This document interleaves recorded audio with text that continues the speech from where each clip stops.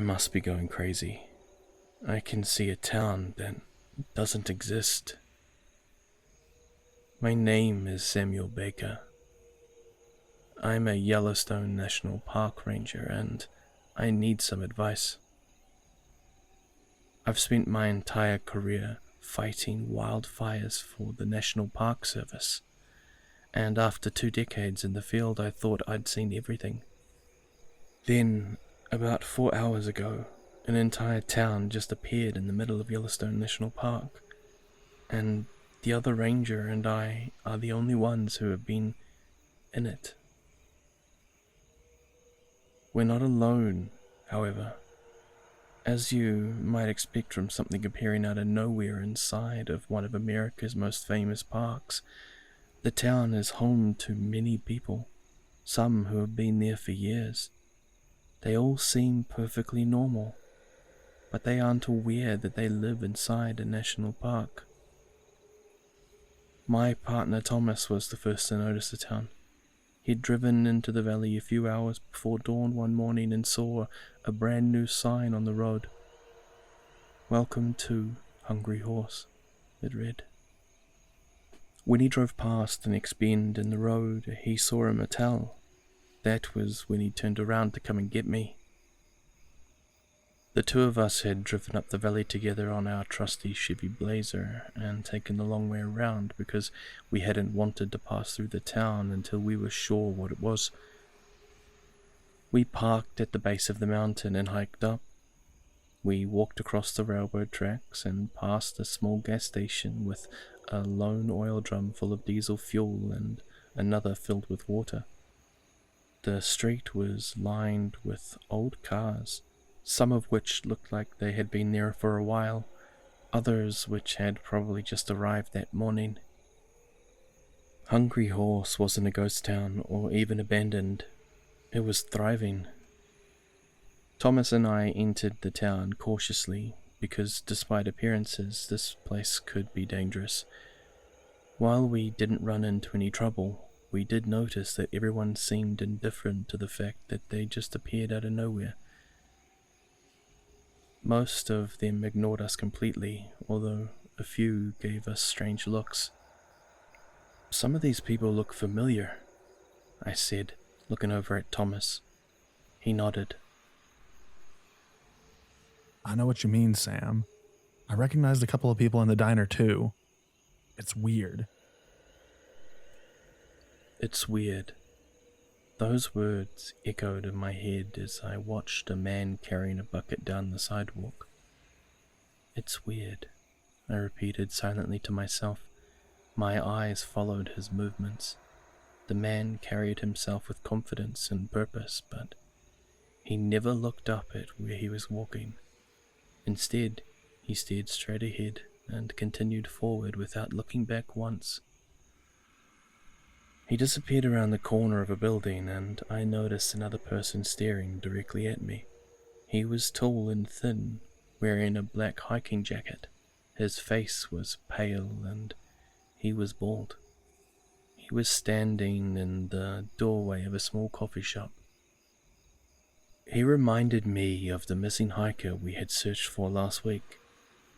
That was when I realized why I recognized some of the people here. They are all people who have vanished from national parks. That's how we found out that almost every single person in Hungry Horse had been reported missing from some national parks. We spoke to everyone we could find. Some refused to talk, others were friendly enough, but none of them knew anything about why they were there. As far as they were concerned, they lived in Hungry Horse, Montana. They weren't sure exactly when they arrived there. A lot of them couldn't remember much before arriving in Hungry Horse. They also told us that they had been there for years. Many of them had been born and raised in the town and believed it was the real deal. They all knew the townsfolk by name and went to school with them.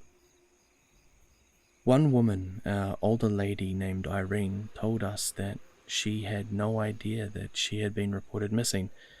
She worked at the local hardware store and had been living in Hungry Horse for more than 45 years. What about your husband? I asked. Do you have children? Grandchildren? She shook her head. No, I've never been married. How do you feel about being here? Do you miss anywhere else? Your family, maybe? Again, she shook her head. Not really. This is my home. As far as she knew, this was the only home she had ever known.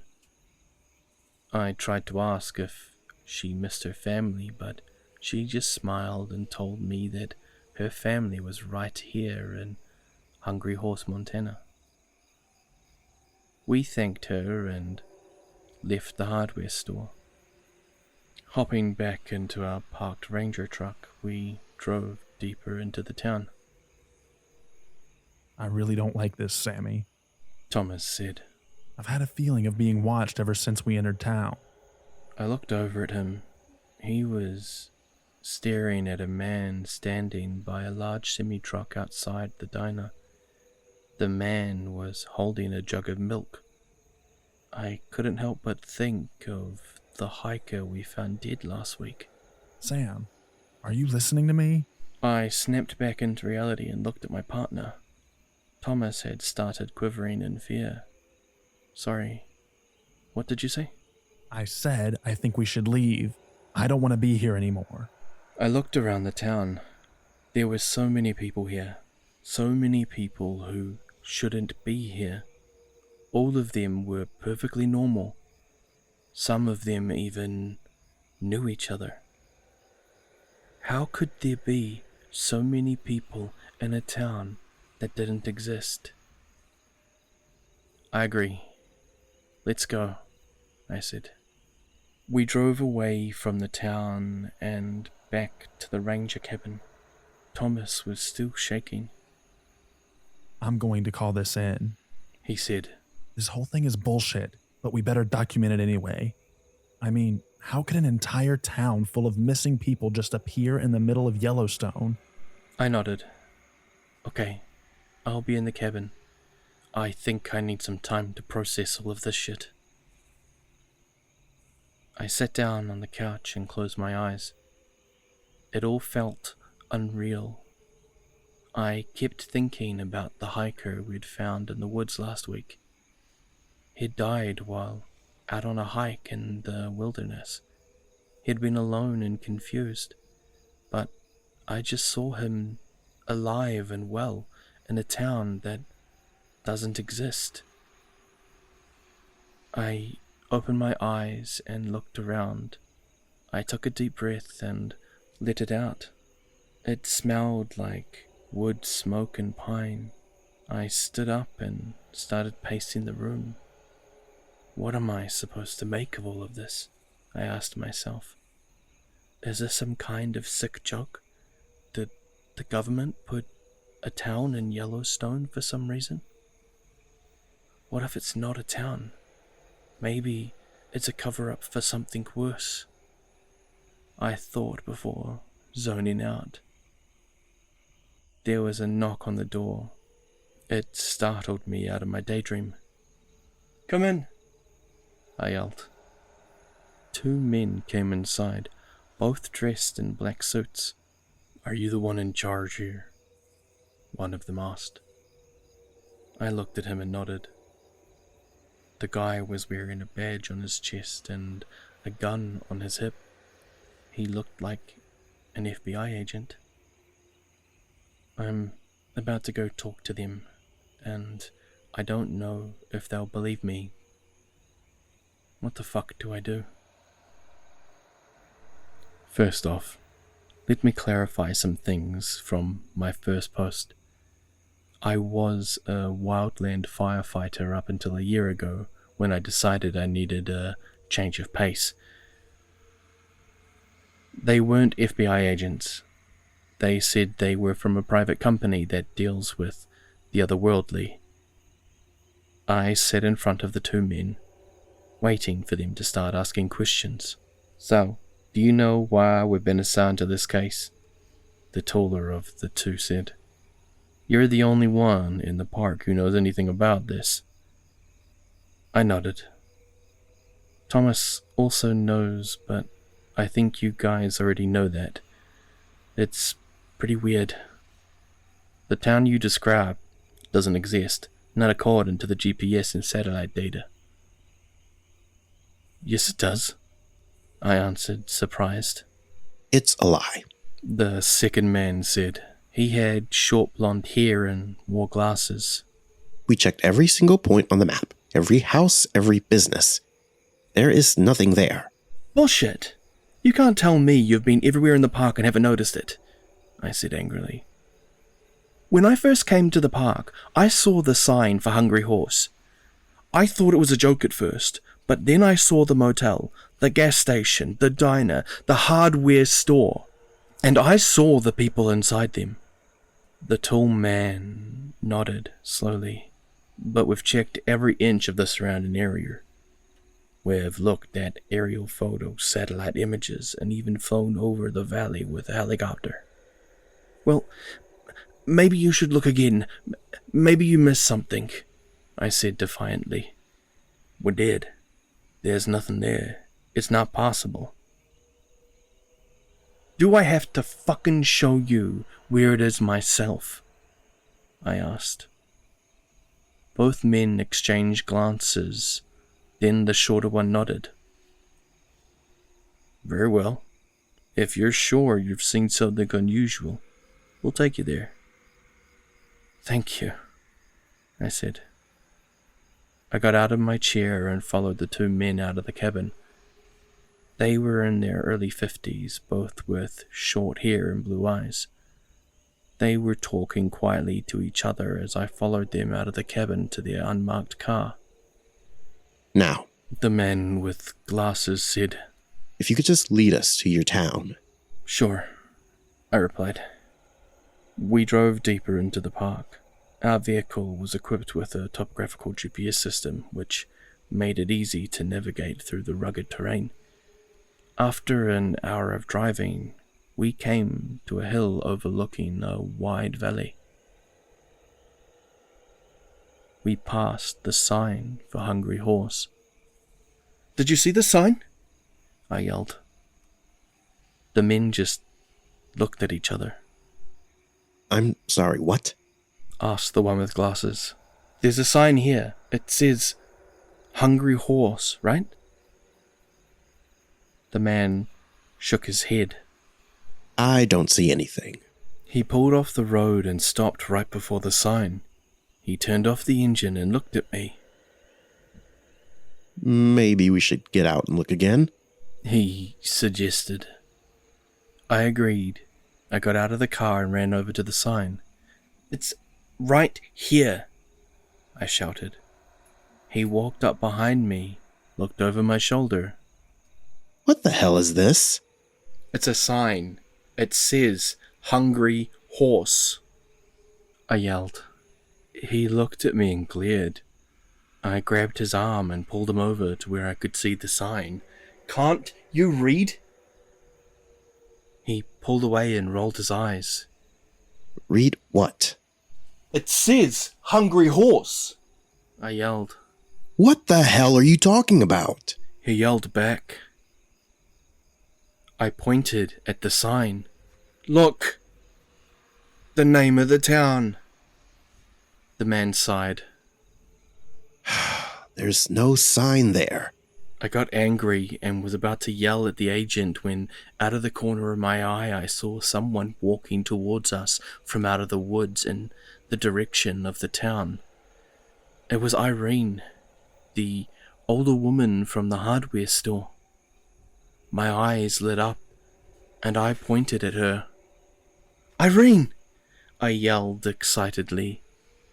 The agent turned to face the old woman. His eyes widened in surprise, and he opened his mouth to say something, but before he could, Irene hit him and sent him flying into a tree. You shouldn't have come back, Ranger. She hissed. With lightning speed, she charged at the tall man. "Run!" I yelled and jumped into the car. Irene had already snapped his neck. I frantically ran back to the unmarked car and tried to start it. The engine spattered and failed to turn over. Irene stood directly in front of me, blocking my path back to the cabin. "What the fuck are you?" I yelled. You should have never come here. She said. You have no idea what you're getting yourself into. "What the hell's going on?" I yelled. She snarled and lunged forward. Her teeth had grown sharp and she snapped at me, but I evaded her bite and rammed my fist into her stomach. "God damn it!" I yelled. I grabbed her shoulders and threw her into the side of the car. She slid across the hood and fell to the ground. I jumped around the car and kicked her once in the ribs. "I'm going to kill you," I said. She smiled. I've been dead for years, honey. I was about to punch her again when a hand grabbed my arm and yanked me backwards. I spun around and stared at the person who grabbed my arm. It was Thomas, my partner. He had followed the agents and I... "What the hell are you doing?" I yelled. Don't be stupid. We have to get back to the cabin. I looked at him and shook my head. "No, we can't run from these things," I said, flabbergasted. "What the hell is wrong with you?" He slapped me hard across the face. Shut up. Shut the fuck up. Just shut up. I rubbed my cheek and looked at Thomas in disbelief. "What the hell are you talking about?" His eyes were wide with panic. I heard Irene starting to get up. You have to leave right now. Right fucking now. He grabbed me by the collar and pushed me into the driver's seat of the dead agent's car. Get in He yelled. and drive. "What about you?" I asked. I can't fight them anymore. You know how many rangers they've taken? He said. Just get out of here. "We found out about the town yesterday. How do you know this shit?" I yelled. You just found out about the town. "What the fuck does that mean?" Just go. I'll keep Irene occupied. Get back to the cabin and read my journal. "I don't believe this shit." He nodded. I know. I pulled a 180 and sped back down the road towards the cabin. I saw Thomas jump on Irene in the rear-view mirror. He looked bigger than he usually does. He was standing on top of her, pinning her arms to the ground. Fuck you. Irene yelled. Thomas punched her in the face and she went limp. Stay down, bitch. The last thing I saw was Thomas running towards the town. I'm back at the cabin and reading through his journal. There's so much I never knew about him.